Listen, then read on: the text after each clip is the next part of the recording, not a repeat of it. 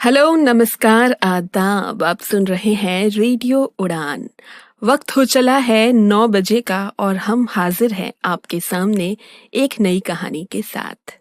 मैं आरजे सिमरन स्वागत करती हूँ आपका on the show book world, जहाँ हर हफ्ते मैं लेकर आती हूँ आपके लिए गुजरे ज़माने की कुछ चुनिंदा कहानियाँ, जो भले ही आज़ादी से भी कई ज़्यादा पुरानी हो, पर शायद इसीलिए दिल भी छू जाती है। तो इसी के साथ पेश है आपके सामने आज की कहानी, सरकंडों के पीछे। कौन सा शहर था, इसके मुतालिक जहाँ तक मैं समझता हूँ आपको मालूम करने और मुझे बताने की कोई ज़रूरत नहीं। बस इतना ही कह देना काफ़ी है कि वो जगह जो इस कहानी से मुतालिक है, पेशावर के मुजाफात में थी, सरहद के करीब। और जहाँ वो औरत थी, उसका घर झोपड़ा नुमा था, सरकंडों के पीछे। घनी बाढ़ थी जिसके पीछे उस औरत का मकान था, कच्ची मिट्टी का बना हुआ। चूंकि ये बाढ़ से कुछ फासले पर था, इसलिए सरकंडों के पीछे छिप सा गया था कि बाहर कच्ची सड़क पर से गुजरने वाला कोई भी उसे देख नहीं सकता था। सरकंडे बिल्कुल सूखे हुए थे, मगर वो कुछ इस तरह जमीन में गढ़े हुए थे कि एक दबीज पर्दा बन गए थे। मालूम नहीं उस औरत ने खुद वहां पेवस्त किए थे या पहले ही से मौजूद थे। बहरहाल कहना ये है कि वो आहनी किस्म के पर्दापोश थे। मकान कह लीजिए या मिट्टी का झोपड़ा, सिर्फ छोटी छोटी 3 कोठरियां थी, मगर साफ सुथरी। सामान मुख्तसर था मगर अच्छा। पिछले कमरे में एक बहुत बड़ा नवाड़ी पलंग था, उसके साथ एक ताकचा था जिसमें सरसों के तेल का दिया रात भर जलता रहता था। मगर ये ताकचा भी साफ सुथरा रहता था और वो दिया भी, जिसमें हर रोज नया तेल और बत्ती डाली जाती थी। अब मैं आपको उस औरत का नाम बता दूं, जो उस मुख्तसर से मकान में, जो सरकंडों के पीछे छुपा हुआ था, अपनी जवान बेटी के साथ रिहाइश पजीर थी, यानी रहा करती थी। मुख्तलिफ रिवायतें हैं। बाज लोग कहते हैं कि वो उसकी बेटी नहीं थी, एक यतीम लड़की थी जिसको उसने बचपन से ही गोद लेकर पाल पोस कर बड़ा किया था। बाज कहते हैं कि उसकी नाजायज लड़की थी। कुछ ऐसे भी हैं जिनका ख्याल है कि वो उसकी सगी बेटी थी। हकीकत जो कुछ भी है, उसके मुतालिक वसूख से कुछ कहा नहीं जा सकता। ये कहानी पढ़ने के बाद आप खुद ब खुद कोई ना कोई राय कायम कर लीजिएगा। देखिए, मैं आपको उस औरत का नाम बताना तो भूल ही गया। बात असल ये है कि उसका नाम कोई अहमियत नहीं रखता। उसका नाम आप कुछ भी समझ लीजिए, सकीना, महताब, गुलशन या कोई और। आखिर नाम में क्या रखा है? लेकिन आपकी सहूलियत की खातिर मैं उसे सरदार कहूंगा। ये सरदार अधेड़ उम्र की औरत थी, किसी जमाने में यकीनन खूबसूरत थी। उसके सुर्खों सफेद गालों पर मानो किसी कदर झुर्रियां पड़ गई थी, मगर फिर भी वो अपनी उम्र से कई बरस छोटी दिखाई देती थी। मगर हमें उसके गालों से क्या लेना देना।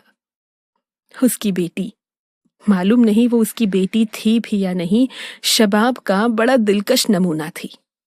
उसके खद्दो खाल में ऐसी कोई चीज नहीं थी जिससे ये नतीजा अख्ज़ किया जा सके कि वो एक फाहिशा है, यानी तवाइफ है। लेकिन ये हकीकत है कि उसकी माँ उससे पेशा कराती थी और खूब दौलत कमा रही थी।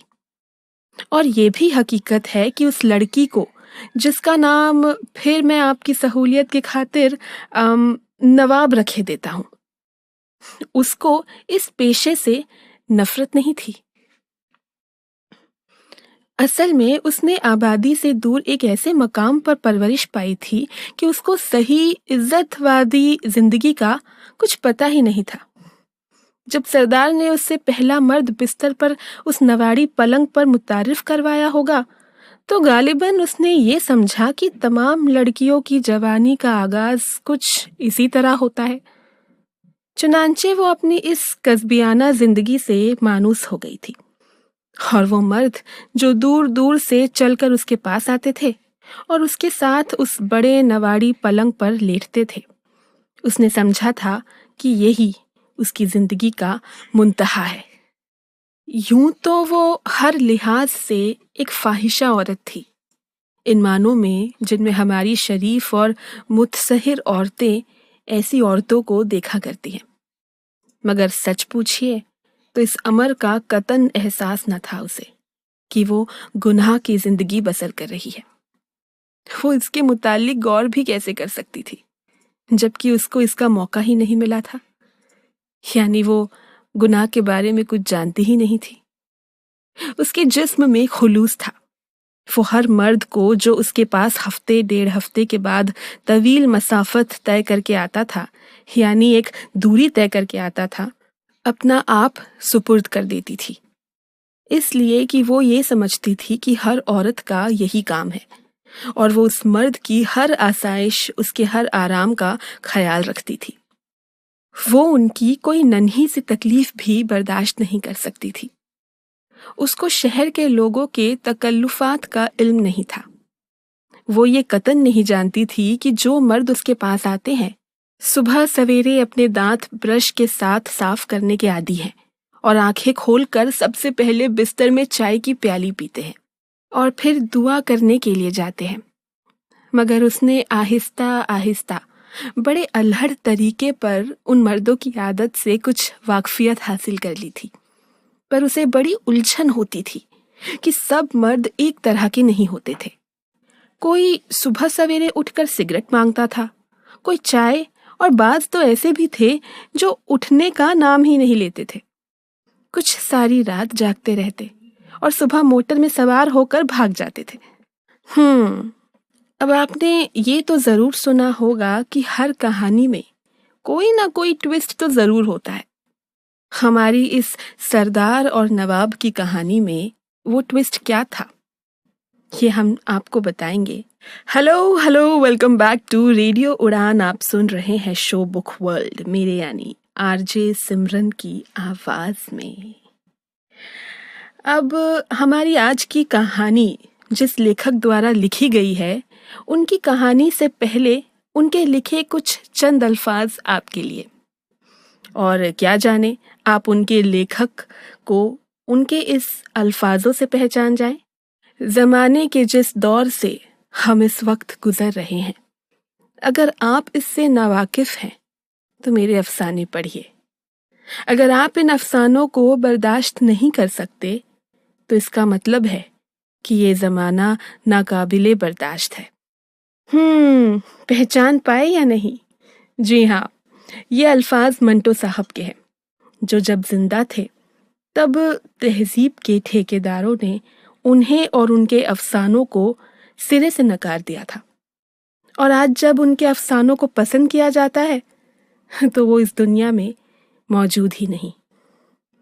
अब तो हम बस इतना कर सकते हैं कि उनके लिखे अफसानों को सुने और ज़माने की उस घिनौनी सच्चाई से अपने आप को रूबरू करवाए जिसका जिक्र लोग अपनी जुबान तक भी नहीं लाते थे।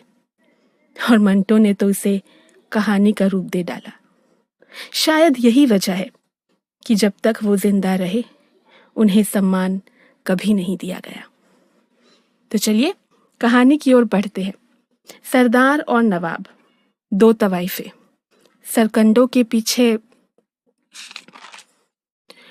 बॉर्डर के पास पेशे का काम करती थी, या यूं कह लो कि सरदार एक अधेड़ उम्र की महिला, नवाब जो खुदा बेहतर जाने उसकी क्या लगती थी उससे पेशा करवाती थी। अब आगे। सरदार बेफिक्र थी। उसको अपनी बेटी पर या जो कुछ भी वो उसकी थी पूरा एतमाद था कि वो अपने ग्राहकों को संभाल सकती है। इसलिए वो अफीम की एक गोली खाकर खाट पर सोई रहती थी। कभी कभार जब उसकी ज़रूरत पड़ती, मिसाल के तौर पर जब किसी गाहक की तबीयत ज़्यादा शराब पीने की वजह से एकदम खराब होती, तो वो गुनगुनी के आलम में उठती और नवाब को हिदायत दे देती कि उसको अचार खिला दे। یا کوشش کرے کہ وہ نمک ملا گرم گرم پانی پلا کے الٹی کرا دے اور بعد میں تھپکیاں دے کر سلا دے۔ سردار اس معاملے میں بڑی محتاط تھی کہ جو ہی کوئی گاہک آتا وہ اس سے نواب کی فیس پہلے ہی وصول کر لیتی تھی اور اپنے نیفے میں محفوظ کر لیتی تھی، اور اپنے مخصوص انداز میں دعائیں دے کر کہ تم آرام سے جھولے جھولے افیم کی ایک گولی ڈبیاں میں سے نکال کر منہ میں ڈال کر سو جاتی۔ جو روپیہ آتا اس کی مالک سردار تھی، لیکن جو تحفے وصول ہوتے وہ نواب ہی کے پاس رہتے تھے۔ چونکہ اس کے پاس آنے والے لوگ دولت مند ہوتے، اس لیے وہ بڑھیا کپڑے پہنتی اور قسم قسم کے پھل اور مٹھائیاں کھاتی تھی۔ وہ خوش تھی۔ مٹی سے لپے پتے اس مکان میں جو صرف 3 چھوٹی چھوٹی کوٹھریوں پر مشتمل تھا، وہ اپنی دانست کے مطابق بڑی دلچسپ اور خوشگوار زندگی بسر کر رہی تھی۔ ایک فوجی افسر نے اسے گراموفون اور بہت سے ریکارڈ لا دیے تھے۔ فرصت کے اوقات میں وہ ان کو بجا بجا کر فلمی گانے سنتی اور ان کی نقل اتارنے کی کوشش کیا کرتی تھی۔ اس کے گلے میں کوئی رس نہیں تھا، مگر شاید وہ اس سے بے خبر تھی۔ سچ پوچھئے تو اس کو کسی بات کی خبر بھی نہیں تھی، اور نہ اس کو اس بات کی خواہش تھی کہ وہ کسی چیز سے باخبر ہو۔ جس راستے پر وہ ڈال دی گئی تھی اس کو اس نے قبول کر لیا تھا، بڑی بے خبری کے عالم میں۔ سرکنڈوں کے اس پار کی دنیا کیسی ہے اس کے متعلق وہ کچھ نہیں جانتی تھی، سوائے اس کے کہ ایک کچی سڑک ہے جس پر ہر دوسرے تیسرے دن ایک موٹر دھول اڑاتی ہوئی آتی ہے اور رک جاتی ہے۔ ہارن بجتا ہے، اس کی ماں یا جو کوئی بھی وہ تھی کھٹیا سے اٹھتی ہے اور سرکنڈوں کے پاس جا کر موٹر والے سے کہتی ہے کہ موٹر ذرا دور کھڑی کر کے اندر آ جائے، اور وہ اندر آ جاتا ہے اور نواڑی پلنگ پر اس کے ساتھ بیٹھ کر میٹھی میٹھی باتوں میں مشغول ہو جاتا ہے۔ اس کے یہاں آنے جانے والوں کی تعداد زیادہ نہیں تھی، یہی کچھ 5-6 ہوں گے، مگر یہ 5-6 مستقل گاہک تھے، اور سردار نے کچھ ایسا انتظام کر رکھا تھا کہ ان کا باہم تصادم نہ ہو، یعنی ان کی ایک دوسرے کے ساتھ مٹ بھیڑ نہ ہو۔ بڑی ہوشیار عورت تھی، وہ ہر گاہک کے لیے خاص دن مقرر کر دیتی، اور ایسے سلیقے سے کہ کسی کو شکایت کا موقع ہی نہیں ملتا تھا۔ اس کے علاوہ ضرورت کے وقت وہ اس کا بھی انتظام کرتی رہتی کہ نواب ماں نہ بن جائے۔ جن حالاتوں میں نواب اپنی زندگی گزر بسر کر رہی تھی ان میں اس کا ماں بن جانا یقینی تھا، مگر سردار 2-2.5 برس سے بڑی کامیابی کے ساتھ اس قدرتی خطرے سے نپٹ رہی تھی۔ سرکنڈوں کے پیچھے یہ سلسلہ 2-2.5 برس سے بڑے ہموار طریقے پر چل رہا تھا۔ پولیس والوں کو بالکل علم ہی نہیں تھا، بس صرف وہی لوگ جانتے تھے جو وہاں آتے تھے، یا پھر سردار اور اس کی بیٹی نواب، یا جو کوئی بھی وہ اس کی تھی۔ سرکنڈوں کے پیچھے ایک دن مٹی کے اس مکان میں ایک انقلاب آ گیا۔ ایک بہت بڑی موٹر جو غالباً ڈاج تھی وہاں آ کے رکی، ہارن بجا، سردار باہر آئی تو اس نے دیکھا کہ کوئی اجنبی ہے۔ اس نے اس سے کوئی بات نہ کی، اجنبی نے بھی اس سے کچھ نہ کہا۔ موٹر دور کھڑی کر کے وہ اترا اور سیدھا ان کے گھر میں گھس گیا، جیسے برسوں کا آنے جانے والا ہو۔ سردار بہت سٹ پٹائی، لیکن دروازے کی دہلیز پر نواب نے اس اجنبی کا بڑی پیاری مسکراہٹ کے خیر مقدم کیا، یعنی سواگت کیا۔ اس کمرے میں لے گئی جس میں نواڑی پلنگ تھا۔ دونوں اس پر ساتھ ساتھ بیٹھے ہی تھے کہ سردار آ گئی۔ ہوشیار عورت تو تھی ہی، اس نے دیکھا کہ اجنبی کسی دولت مند گھرانے کا آدمی ہے، خوش شکل ہے، صحت مند ہے۔ اس نے اندر کوٹری میں داخل ہو کر سلام کیا اور پوچھا، آپ کو ادھر کا راستہ کس نے بتایا؟ اجنبی مسکرایا اور بڑے پیار سے نواب کے گوشت بھرے گالوں میں اپنی انگلی چبھو کر کہا، اس نے۔ نواب تڑپ کر ایک طرف ہٹ گئی، ایک ادا کے ساتھ کہا، ہائے اب میں تو کبھی تم سے ملی ہی نہیں۔ اجنبی کی مسکراہٹ اس کے ہونٹوں پر اور زیادہ پھیل گئی۔ ہم تو کئی بار تم سے مل چکے ہیں۔ نواب نے پوچھا۔ کہاں؟ کب؟ حیرت کے عالم میں اس کا چھوٹا سا منہ کچھ اس طور پر واہ ہوا کہ اس کے چہرے کی دلکشی میں اضافے کا معجب ہو گیا۔ اجنبی نے اس کا گدگدہ ہاتھ پکڑ لیا اور سردار کی طرف دیکھتے ہوئے کہا، تم یہ باتیں ابھی نہیں سمجھ سکتی، اپنی ماں سے ہی پوچھو۔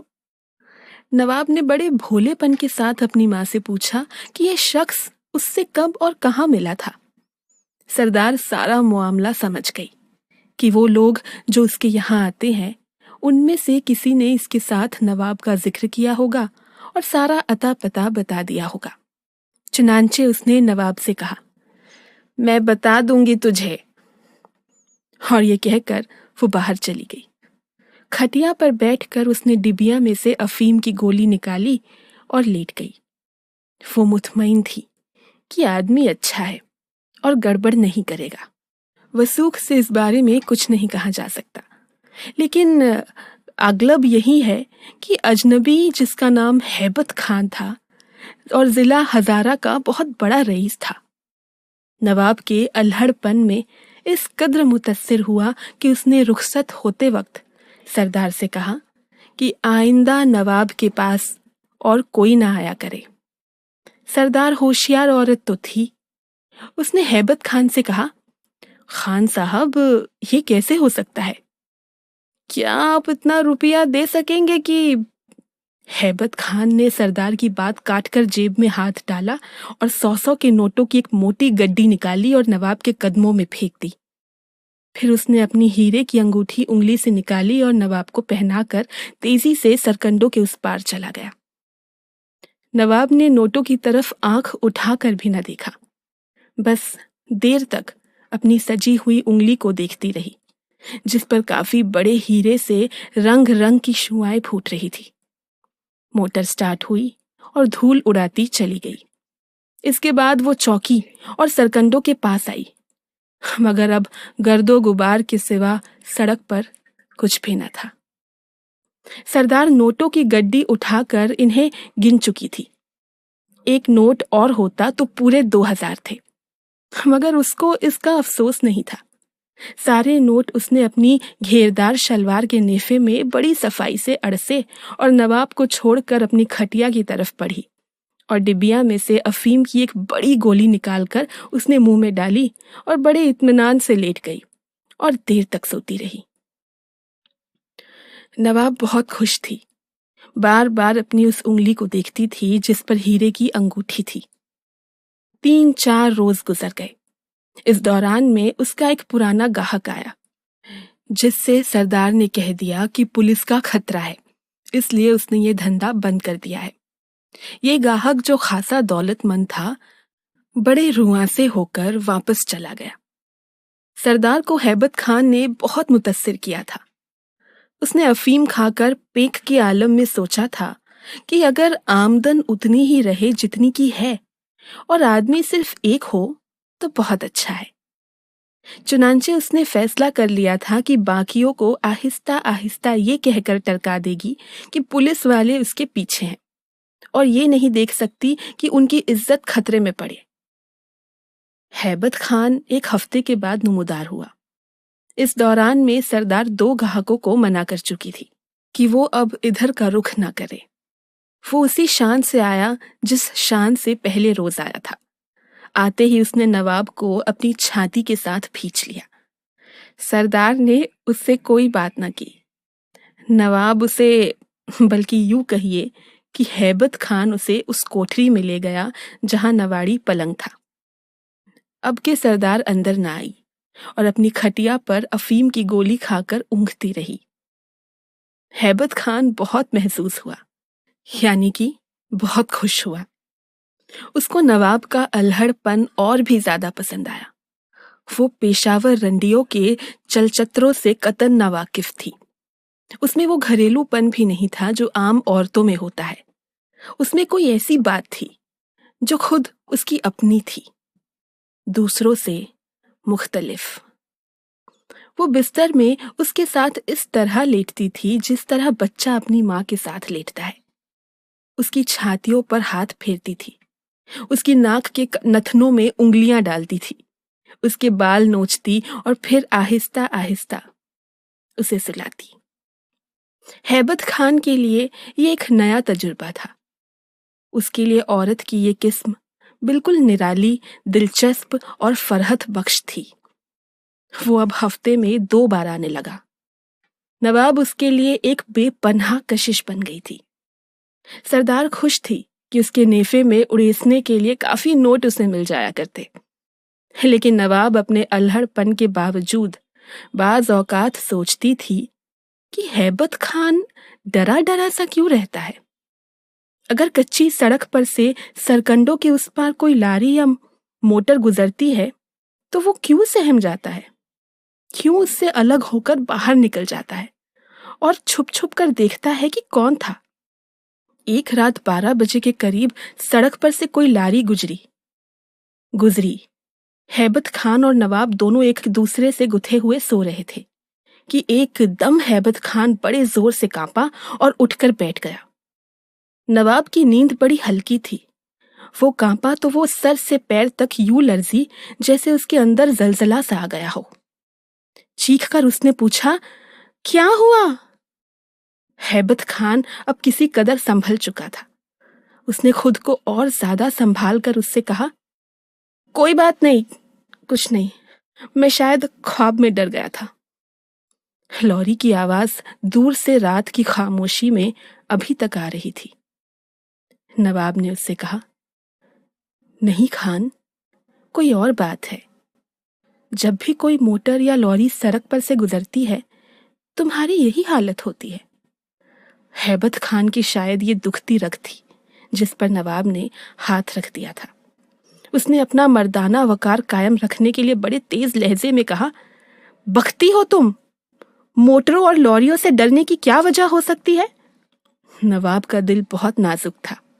ہیبت خان کے تیز لہجے سے اس کو ٹھیس لگی اور اس نے بلکھ بلکھ کر رونا شروع کر دیا۔ ہیبت خان نے جب اس کو چپ کرایا تو وہ اپنی زندگی کے ایک لطیف ترین خطے سے آشنا ہوا اور اس کا جسم نواب کے جسم سے اور زیادہ قریب ہو گیا۔ ہیبت خان اچھے قد کاٹ کا آدمی تھا۔ اس کا جسم گٹھا ہوا تھا، خوبصورت تھا۔ اس کی باہوں میں نواب نے پہلی بار بڑی پیاری حرارت محسوس کی تھی۔ اس کو جسمانی لذت کی الف بے اسی نے اسی نے سکھائی تھی۔ وہ اس سے محبت کرنے لگی تھی۔ یوں کہیے کہ وہ شے جو محبت ہوتی ہے اس کے معنی اب اس پر آشکار ہو رہے تھے۔ وہ اگر ایک ہفتہ غائب رہتا تو نواب گراموفون پر دردیلے گیتوں کے ریکارڈ لگا کر خود ان کے ساتھ گاتی اور آہیں بھرتی تھی۔ مگر اس کو اس بات کی بڑی الجھن تھی کہ ہیبت خان موٹروں کی آمد و رفت سے اتنا کیوں گھبراتا ہے۔ ہیبت خان اور نواب، ان دونوں کا پریم پروان چڑھ رہا تھا۔ سردار بھی خوش تھی۔ ویشیا اور باعصمت عورت کا مقابلہ ہرگز ہرگز نہیں کرنا چاہیے۔ ان دونوں کا مقابلہ تو ہو ہی نہیں سکتا۔ ویشیا خود کماتی ہے اور باعصمت عورت کے پاس کما کر لانے والے کئی موجود ہوتے ہیں۔ واقعی یہ الفاظ ہے تو چند ہی، پر گہرائی ان میں کافی زیادہ ہے۔ Hello and welcome back to radio Udaan. آپ سن رہے ہیں شو بک ورلڈ، میرے یعنی سمرن کی آواز میں۔ اب تک کی کہانی سرکنڈوں کے پیچھے میں آپ نے سنا کہ ایک دن نواب سے ملنے ہیبت خان آتا ہے اور سردار کو یہ ہدایت دیتا ہے کہ نواب کے پاس اب اور کوئی نہ آیا کرے۔ محبت میں گرفتار کہہ لو یا تجربے کار، ہیبت خان ہر بار نواب کے پاس کھچا چلا آتا، اور اب تو یہ جیسے سلسلہ سا ہو گیا تھا۔ اب آگے مہینوں گزر گئے۔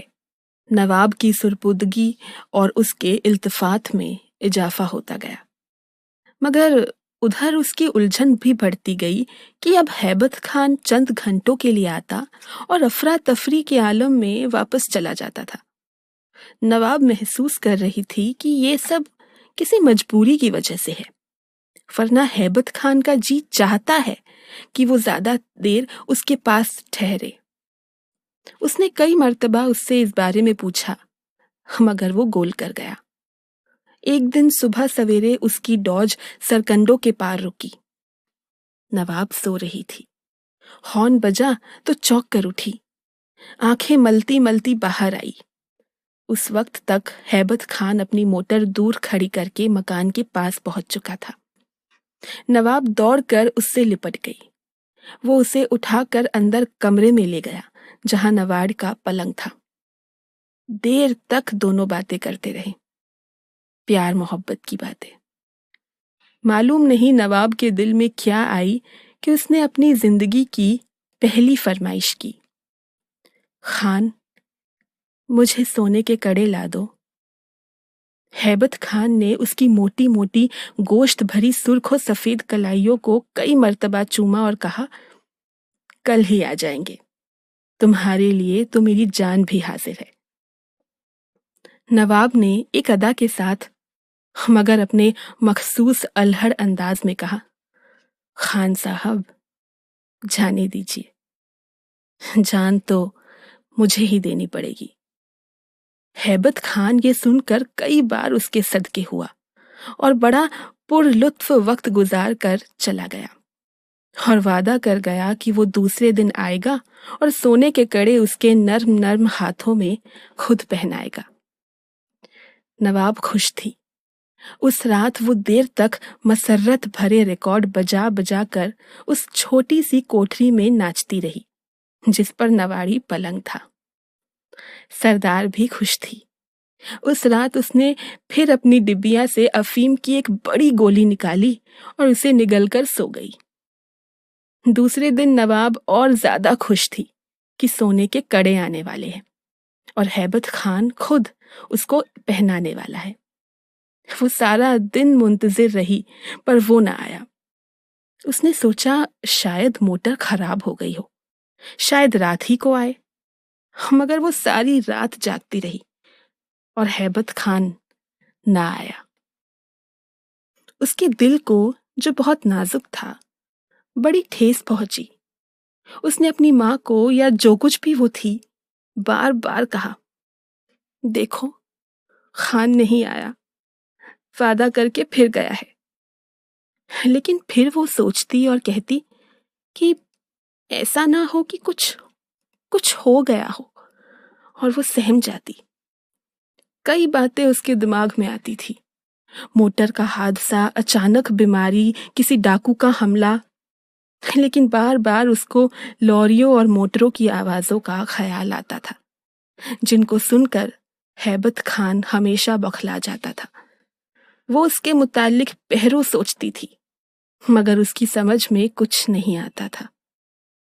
ایک ہفتہ گزر گیا۔ اس دوران میں اس کا کوئی پرانا گاہک بھی نہ آیا، اس لیے کہ سردار ان سب کو منع کر چکی تھی۔ 3-4 لوریاں اور 2 موٹریں البتہ اس کچی سڑک پر سے دھول اڑاتی گزری۔ نواب کا ہر بار یہی جی چاہا کہ دوڑتی ہوئی ان کے پیچھے جائے اور ان کو آگ لگا دے۔ اس کو یوں محسوس ہوتا تھا کہ یہی وہ چیزیں ہیں جو ہیبت خان کے یہاں آنے میں رکاوٹ کا باعث ہے۔ مگر پھر سوچتی کہ موٹریں اور لوریاں رکاوٹ کا کیا باعث ہو سکتی ہیں، یعنی کیا وجہ ہو سکتی ہے۔ وہ اپنی کم عقلی پر پھر ہنسا کرتی، لیکن یہ بات اس کے فہم سے بالاتر تھی کہ ہیبت خان جیسا تنو مند مرد ان کی آواز سن کر سہم کیوں جاتا ہے۔ اس حقیقت کو اس کے دماغ کی پیدا کی ہوئی دلیل چھٹلا نہیں سکتی تھی، اور جب ایسا ہوتا تو بے حد سنجیدہ اور مغموم ہو جاتی وہ، اور گراموفون پر دردیلے ریکارڈ لگا کر سننا شروع کر دیتی اور اس کی آنکھیں نمناک ہو جاتی۔ ایک ہفتے کے بعد دوپہر کو جب نواب اور سردار کھانا کھا کر فارغ ہو چکی تھی اور کچھ دیر آرام کرنے کی سوچ رہی تھی کہ اچانک باہر سڑک پر سے موٹر کے ہارن کی آواز سنائی دی۔ دونوں یہ آواز سن کر چونکے، کیونکہ ہیبت خان کی ڈوز کے ہارن کی آواز نہیں تھی۔ سردار باہر لپکی کہ دیکھیں کون ہے، مگر جب وہ سرکنڈوں کے پاس پہنچی تو اس نے دیکھا کہ ایک نئی موٹر میں ہیبت خان بیٹھا ہے۔ پچھلی نشست پر ایک خوش پوش اور خوبصورت عورت ہے۔ ہیبت خان نے موٹر کچھ دور کھڑی کی اور باہر نکلا، اس کے ساتھ ہی پچھلی نشست سے وہ عورت۔ دونوں ان کے مکان کی طرف بڑھے۔ سردار نے سوچا کہ یہ کیا سلسلہ ہے؟ عورت کے لیے تو ہیبت اتنی دور سے چل کر یہاں آتا ہے، پھر یہ عورت جو کہ اتنی خوبصورت ہے، جوان ہے، قیمتی کپڑوں میں ملبوس ہے، اس کے ساتھ یہاں کیا کرنے آئی ہے؟ وہ ابھی یہ سوچ ہی رہی تھی کہ ہیبت خان اس خوبصورت کے ساتھ، جس نے بیش قیمت زیور پہنے ہوئے تھے، مکان میں داخل ہو گیا۔ فون کے پیچھے پیچھے چلی، اس کی طرف ان دونوں میں سے کسی نے دھیان ہی نہیں دیا تھا۔ جب وہ اندر گئی تو ہیبت خان، نواب اور وہ عورت تینوں نواڑی پلنگ پر بیٹھے تھے اور خاموشی طاری تھی، عجیب قسم کی خاموشی۔ زیوروں سے لدی پھدی عورت البتہ کسی قدر مضطرب نظر آتی تھی کہ اس کی ایک ٹانگ بڑے زور سے ہل رہی تھی۔ سردار دہلیز کے پاس ہی کھڑی ہو گئی۔ اس کے قدموں کی آہٹ سن کر جب ہیبت خان نے اس کی طرف دیکھا تو اس نے سلام کیا۔ ہیبت خان نے کوئی جواب نہ دیا، وہ سخت بوکھلایا ہوا تھا۔ اس عورت کی ٹانگ ہلنا بند ہوئی اور وہ سردار سے مخاطب ہوئی۔ ہم آئے ہیں، کھانے پینے کا تو کچھ بندوبست کرو۔ سردار نے سرتاپا مہمان نواز بن کر کہا، جو تم کہو، ابھی تیار ہو جاتا ہے۔ اس عورت نے، جس کے خد و خال سے صاف یہ ظاہر تھا کہ بڑی دھڑلے کی عورت ہے، سردار سے کہا، تو چلو باورچی خانے میں، چولہا سلگاؤ۔ بڑی دیگچی ہے گھر میں؟ ہے۔ سردار نے اپنا وزنی سر ہلایا۔ تو جاؤ، اس کو دھو کر صاف کرو، میں ابھی آئی۔ وہ عورت پلنگ پر سے اٹھی اور گراموفون کو دیکھنے لگی۔ سردار نے معذرت بھرے لہجے میں اس سے کہا، گوشت وغیرہ تو یہاں نہیں ملے گا۔ اس عورت نے ایک ریکارڈ پر سوئی رکھی اور کہا، مل جائے گا، تم سے جو کہا ہے وہ کرو، اور دیکھو آگ کافی ہو۔ سردار یہ احکام لے کر چلی گئی۔ اب وہ خوش پوش عورت مسکرا کر نواب سے مخاطب ہوئی، نواب، ہم تمہارے لیے سونے کے کڑے لے کر آئے ہیں۔ یہ کہہ کر اس نے اپنا وینٹی بیگ کھولا اور اس میں سے باریک سرخ کاغذ میں لپٹے ہوئے کڑے نکالے، جو کافی وزنی اور خوبصورت تھے۔ نواب اپنے ساتھ بیٹھے ہوئے خاموش ہیبت خان کو دیکھ رہی تھی۔ اس نے کڑوں کو ایک نظر دیکھا اور اس سے بڑی نرم و نازک مگر سہمی ہوئی آواز میں پوچھا، خان، یہ کون ہے؟ اس کا اشارہ اس عورت کی طرف تھا۔ وہ عورت کڑوں سے کھیلتے ہوئے بولی، میں کون ہوں؟ میں ہیبت خان کی بہن ہوں۔ اور یہ کہہ کر اس نے ہیبت خان کی طرف دیکھا جو اس کے اس جواب پر سکڑ گیا تھا۔ پھر وہ نواب سے مخاطب ہوئی، میرا نام ہلاکت ہے۔ نواب کچھ نہ سمجھی، مگر وہ اس عورت کی آنکھوں سے خوف کھا رہی تھی، جو یقیناً خوبصورت تھی مگر بڑے خوفناک طور پر کھلی ہوئی تھی۔ ان میں جیسے آگ برس رہی تھی۔ وہ آگے بڑھی اور اس نے سمٹی ہوئی سہمی ہوئی نواب کی کلائیاں پکڑی اور اس میں کڑے ڈالنے لگی، لیکن اس نے اس کی کلائیاں چھوڑ دی اور ہیبت خان سے مخاطب ہوئی، تم جاؤ ہیبت خان، میں اسے اچھی طرح سجا بنا کر تمہاری خدمت میں پیش کرنا چاہتی ہوں۔ ہیبت خان مبہوت تھا۔ جب وہ نہ اٹھا تو وہ عورت جس نے اپنا نام ہلاکت بتایا تھا ذرا تیزی سے بولی، جاؤ، تم نے سنا نہیں؟ ہیبت خان نواب کی طرف دیکھتا ہوا باہر چلا گیا۔ وہ بہت مضطرب تھا، اس کی سمجھ میں نہیں آتا تھا کہ کہاں جائے اور کیا کرے۔ مکان کے باہر جو برآمدہ سا تھا اس کے ایک کونے میں ٹاٹ لگا باورچی خانہ تھا۔ جب وہ اس کے پاس پہنچا تو اس نے دیکھا کہ سردار آگ سلگا چکی ہے۔ اس نے اس سے کوئی بات نہ کی اور سرکنڈوں کے پاس سڑک پر اس اور چل پڑا۔ سردار، نواب، ہیبت خان اور پھر ہلاکت۔ اس سرکنڈوں کے پیچھے چلتی ہوا میں آج کچھ تو ایسی فضا تھی جہاں اب ہیبت خان اور نواب ایک ساتھ تو تھے، تب بھی ساتھ نہیں تھے۔ ہاں جی، نمسکار، welcome back to radio Udaan. آپ سن رہے ہیں مجھے یعنی آر جے سمرن کو آن دی شو بک ورلڈ۔ آج کی ہماری کہانی سعادت حسن منٹو کی لکھی سرکنڈوں کے پیچھے، جہاں اب تک آپ نے سنا کہ ہیبت خان کئی دنوں تک غائب رہنے کے باوجود ایک دن اچانک ایک خوبصورت عورت کے ساتھ نواب سے ملنے پہنچا۔ اب آگے۔ ہیبت خان کی حالت نیم دیوانوں کی سی تھی، ذرا سی آہٹ پر بھی وہ چونک اٹھتا تھا۔ جب اس کو دور سے ایک لوری آتی ہوئی دکھائی دی تو اس نے سوچا کہ وہ اسے روک لے اور اس میں بیٹھ کر وہاں سے غائب ہو جائے، مگر جب وہ پاس آئی تو ایسی دھول اڑی کہ وہ اس سے غائب ہو گیا۔ اس نے آوازیں دی مگر گرد کے باعث اس کا حلق اس قابل ہی نہیں تھا کہ بلند آواز نکال سکے۔ گرد و غبار کم ہوا تو ہیبت خان نیم مردہ تھا۔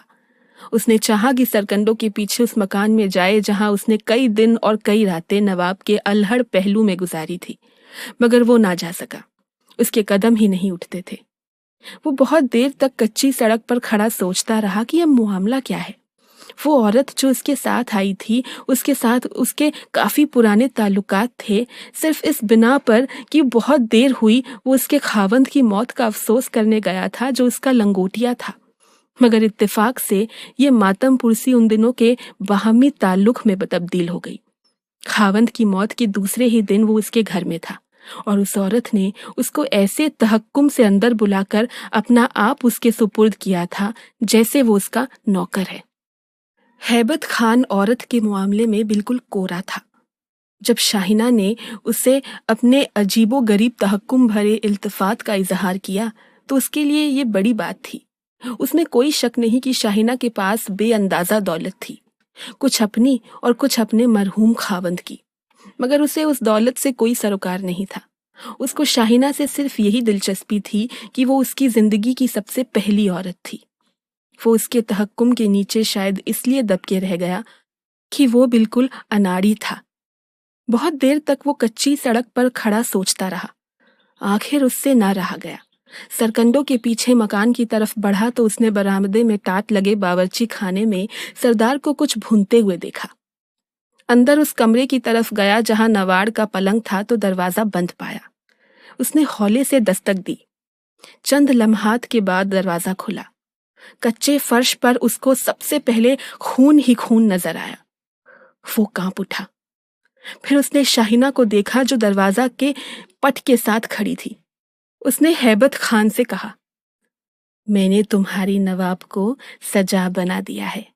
ہیبت خان نے اپنے خشک گلے کو تھوک سے کسی قدر تر کر کے اس سے پوچھا، نواب کہاں ہے؟ شاہینہ نے جواب دیا، کچھ تو اس پلنگ پر ہے اور کچھ نیچے فرش پر، لیکن اس کا بہترین حصہ باورچی خانے میں ہے۔ ہیبت خان پر اس کا مطلب سمجھے بغیر ہیبت طاری ہو گئی۔ وہ کچھ نہ کہہ سکا، وہی دہلیز کے پاس کھڑا رہا، مگر اس نے دیکھا کہ فرش پر گوشت کے چھوٹے چھوٹے ٹکڑے بھی ہیں اور ایک تیز چھری بھی پڑی ہے، اور نواڑی پلنگ پر کوئی لیٹا ہے جس پر خون آلود چادر پڑی ہے۔ شاہینہ نے مسکرا کر کہا، چادر اٹھا کر دکھاؤں؟ تمہاری سجی بنی نواب ہے، میں نے اپنے ہاتھوں سے سنگار کیا ہے، لیکن تم پہلے کھانا کھا لو، بہت بھوک لگی ہوگی نا تمہیں۔ سردار بڑا لذیذ گوشت بھون رہی ہے، اس کی بوٹیاں میں نے خود اپنے ان ہاتھوں سے کاٹی ہے۔ ہیبت خان کے پاؤں لڑکھڑائے، زور سے چلایا، شاہینہ تم نے یہ کیا کیا؟ شاہینہ مسکرائی، جانے من یہ پہلی مرتبہ نہیں، دوسری مرتبہ ہے۔ میرا خاوند، اللہ اسے جنت نصیب کرے، تمہاری طرح ہی بے وفا تھا۔ میں نے خود اس کو اپنے انہی ہاتھوں سے مارا تھا اور اس کا گوشت پکا کر چیلوں اور کوؤں کو کھلایا تھا۔ تم سے مجھے پیار ہے، اس لیے میں نے تمہارے بجائے… اس نے فقرہ مکمل نہ کیا اور پلنگ پر سے خون آلود چادر ہٹا دی۔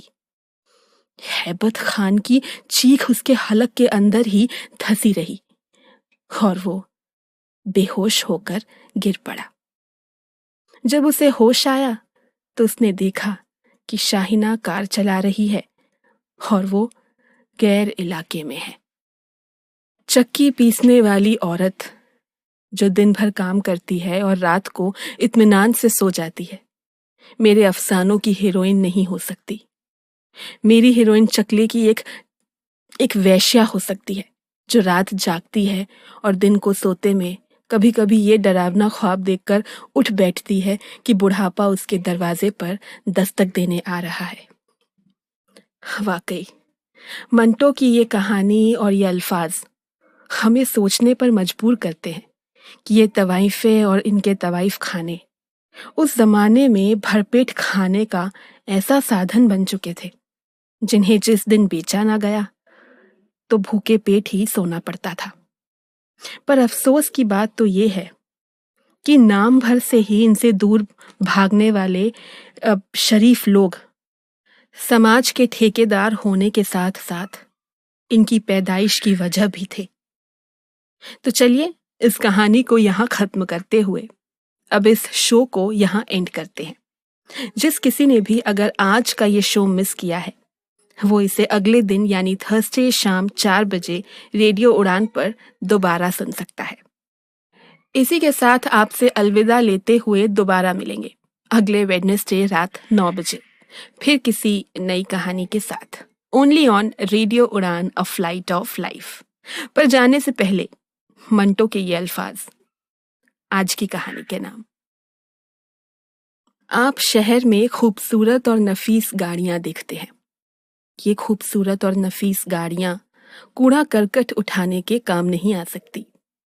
گندگی اور غلاظت اٹھا کر باہر پھینکنے کے لیے اور گاڑیاں موجود ہیں جنہیں آپ کم دیکھتے ہیں، اور اگر دیکھتے ہیں تو فوراً اپنی ناک پر رومال رکھ لیتے ہیں۔ ان گاڑیوں کا وجود ضروری ہے اور ان عورتوں کا وجود بھی ضروری ہے جو غلاظت اٹھاتی ہے۔ اگر یہ عورتیں نہ ہوتی تو ہمارے سب گلی کوچے مردوں کی غلیظ حرکت سے بھرے ہوتے۔ سردار اور نواب بھی ایسی ہی گاڑیاں ہیں جو سماج کا کوڑا کرکٹ اٹھاتی ہیں۔